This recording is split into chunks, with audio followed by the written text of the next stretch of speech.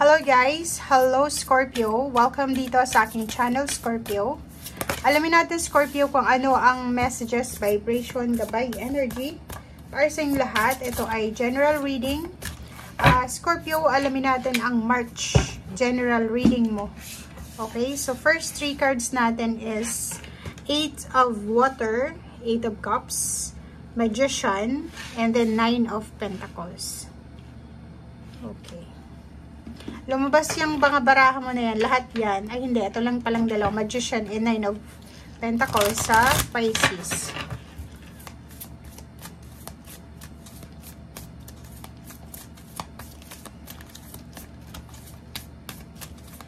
Kumuha tayo dito ng 2 cards. Okay, first card natin is support.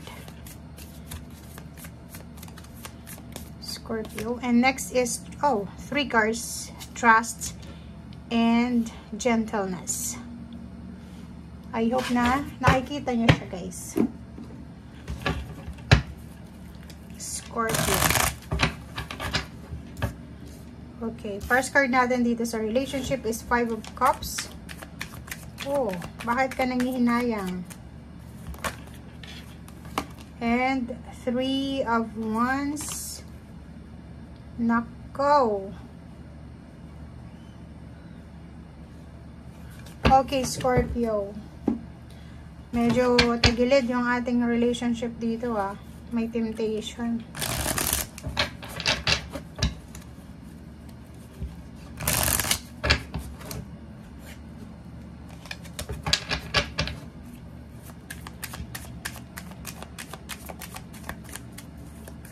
Scorpio. Wow, double magician to, oh. Okay. So, double magician, double then yung 8 of Cups, Strength card. Last card natin is, okay, Scorpio. Okay, unahin natin dito itong 8 of Cups. Itong 8 of Cups mo is parang sinasabi na may kailangan kang gawin na action or pwedeng decision making. Ang nakikita natin dito is siguro may binuo kang relationship or kung in a relationship ka, like for example, may anak ka na siguro, may asawa or pwedeng hindi asawa, live-in partner. Pero ngayong Marso na ito, medyo marirealize mo na may mas deserve ka kaysa dito sa pamilya mo na to. Parang may nakikita tayo dito, may isasakripisyo ka. Pwedeng isasakripisyo mo yung relationship mo or yung anak mo kasi kailangan mo umalis. Pwedeng relocation siya, pwedeng travel, pwedeng lilipat ka ng lugar na walang makakakilala sa'yo, or pwedeng mag-explore ka ng isang journey na hahanapin mo yung buhay na feeling mo deserve mo. Okay? So, mas pipiliin mo siguro ngayong Marso na hanapin yung malaking pagbabago sa buhay mo. Magbabago din yung priorities mo. So, nakikita natin dito na may mga rebellious, magiging rebelde. Hindi yung rebelde na sa gobyerno, kundi sa sarili mo. May mga mindset ka dati na biglang magbabago. Parang ganun. So, etong Marso na ito is decision making to para sa'yo. Ang nakikita natin dito sa Magician na to, may gusto kang makuha, may gusto kang i-manifest sa buhay mo. And yun, yung manifestation na yun yung parang nagtulak sa'yo para baguhin kung ano yung hindi mo na kailangan sa ngayon. Para piliin yung malaking pagbabago sa buhay mo. Para baguhin yung priorities mo, maglagay ng boundary sa paligid mo, and para unahin mo yung sarili mo. Okay? Pero, yung Magician naman na to, sinasabi na wala namang problema sa'yo eh. Kung gusto mong i-manifest yung isang bagay, isang relationship, or isang trabaho, isang pagkakataon, nasa iyo yan. Kasi lahat pwede nating magawa dito sa mundong ibabaw, hanggat na positive yung outlook natin sa buhay. And next card natin is eto siya, minamanifest mo eh. 'Di ba? Parang ang minamanifest mo ngayon, or yung gusto mong mangyari sa buhay mo, Scorpio, is yung ma-enjoy mo yung financial security.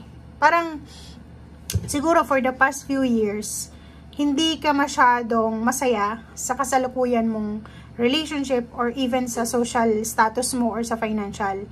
And dito, sinasabi ng barahan na this month ng March, ang gusto mo is ma-enjoy mo naman yung pinaghirapan mo. Like for example, yung sweldo mo from January, February, pwedeng pagdating ng Marso, magbabakasyon ka, mag-enjoy ka, gagamitin mo yung parang sinave mo para makapagbakasyon or makapag-enjoy sa buhay. And dito sinasabi ng barahan na etong ginagawa mo sa ngayon, lahat ng hard work, ay posibleng magdala sa'yo sa magandang buhay. Okay? Posibleng ngayong Marso, may ipon kang konti or mayroon kang konting pera, pwedeng bibili ka ng something special para sa sarili mo. Okay? And medyo medyo kampante ka, medyo kalmado ka na may enjoy mo kung ano yung nangyayari sa buhay mo sa ngayon. Kasi feeling mo peaceful ka sa ngayon, feeling mo wala kang masyadong iisipin. Okay? Ito naman yung message sa iyo ng iyong spiritual helpers. Una, if ever na may humingi sa iyo ng suporta, like may someone na gustong humingi ng tulong, tumulong ka. And if ever naman ikaw yung kailangan ng tulong, humingi ka ng tulong. Okay?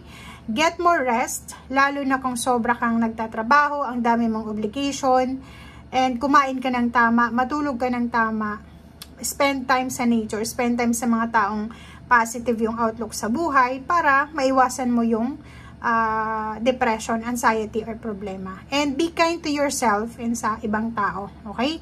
And yun, huwag tayong masyadong maging negative para positive yung pumasok dito sa manifestation mo. Diba? Okay. So, dito naman sa money, nakikita natin, yun, may iba sa inyo talaga dito na kailangan umalis, kailangan na hanapin kung saan sila swerte. Pwedeng yung iba lilipat ng trabaho, lilipat ng tirahan, lilipat ng lugar, or kung ano man tong gusto mong relocation or travel or movement, kasi nagbago na yung priorities mo, kasi nagbago na yung isip mo. And walang problema, kasi etong mindset mo na to, etong iniisip mo na to is nasa tama kang direksyon. So ibig sabihin, kung may gusto kang pagbabago sa buhay mo, kung biglang nagbago yung priorities mo, nasa tamang direction ka. Okay? So, kailangan mo lang magpakatatag ka and be patient.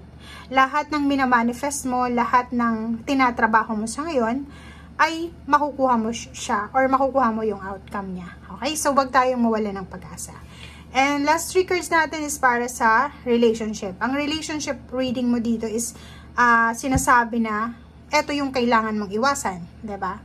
Kasi kung titingnan natin, yung financial mo from 0, naging number 5 siya. Bigla parang 0 to 5, 'di ba? So ibig sabihin, from nandun ka sa walang pera, bigla ka nagkapera kasi may trabaho ka or may source ka na ng income. Sa trabaho naman, wala kang masyadong poproblemahin kasi nagbago na yung priorities mo. Kung dati ay sobrang gastos ka, ngayon ay gusto mo nang mag-save. Gusto mo nang ipunin yung kinikita mo para sa buhay mo or sa pamilya mo. Ang problema lang natin dito sa relationship, ang relationship mo ay pwede kang magkaroon ng temptation. Yun yung kailangan mong iwasan. Kasi unang-una, ang 6 of Cups na to, it's either in a relationship ka, may live-in partner, may asawa, single ka man, posibleng pumasok ka sa isang third-party relationship. Pwedeng single ka, yung nililigawan mo or manliligaw mo may asawa. Pwedeng may asawa ka, may live-in partner, yung manliligaw mo may asawa rin, or yung manliligaw mo ay single pero ikaw may asawa. Parang ganun. So, mag-iingat tayo dito. Kasi, posibleng matagal ka nang naghihintay for example, may mga ex kayo, tapos in a relationship kayo sa ngayon, pero naisip nyo pa rin yung ex nyo, and matagal kayong naghintay siguro na kung kailan kayo kukontakin, tatanungin kung kumusta or ganito ganyan, and siguro mangyayari ito ngayong Marso. Pwedeng may matatanggap kang message galing sa yung ex na kukumustahin ka, tapos yun na yung simula ng rekindling ng relationship nyo or pagbabalikan. Ang problema dyan, may warning sa'yo. Kasi, etong temptation na to sa usaping relationship ay posibleng pagsisisi ang outcome nito. Swerte ka nga sa pera, suswertehin ka nga sa trabaho, suswertehin ka nga sa usaping travel, relocation, or pag-abroad. Mamalasin ka naman sa relationship. Parang ganun yung sinasabi. Bakit?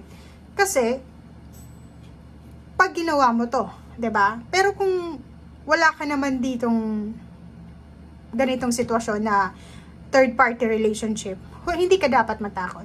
Matakot ka kung nandito ka sa relationship na tatlo kayo or apat kayo, 'di ba? So yun lang ang kailangan mong katakutan. The rest, sobrang ganda ng baraha mo.